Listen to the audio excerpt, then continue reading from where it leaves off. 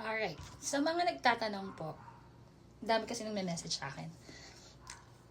What I eat in a day? Nox!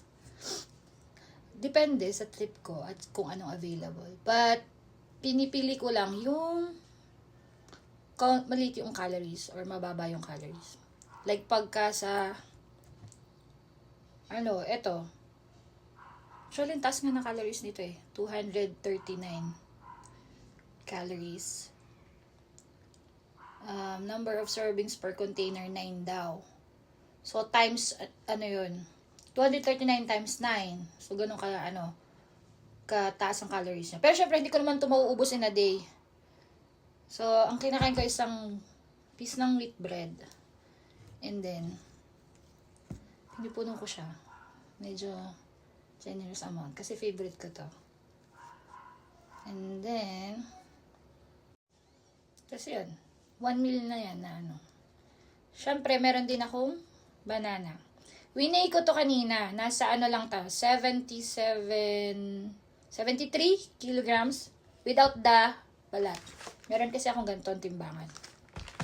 Ang 100 grams ng banana is 89 calories. So, wala pa tong 89 calories.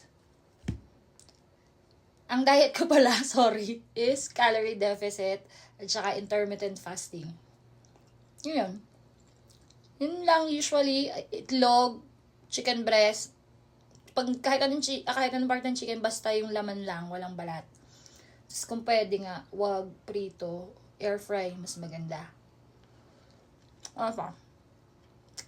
Water lang, coffee without sugar at cream. Tsaka green tea. Lagi, green tea. Yun. Tapos, para sa malaman nyo kung ilang calories on a day, meron mang Google. Calorie calculator nyo lang. Lalagay kayo ng information doon. So, malalaman nyo kung ilang calories yung kailangan nyo in a day. On my end, pwede ako sa 1.3 hanggang 1.5. Maglulus na ako ng weight nyo in a week. Pag ganun ako everyday. Kasi 2,000 something ang pataas yung pag mag-gain ako ng weight. So, dapat babawasan ko. So, 1.3 to 1.5 pwede na sa akin. Actually, 1.5 okay na yun. Pero gusto sana 1.3 para talagang bumaba. Yun. Yun lang. Tapos Google na lang kayo YouTube para malaman nyo yung ibang info.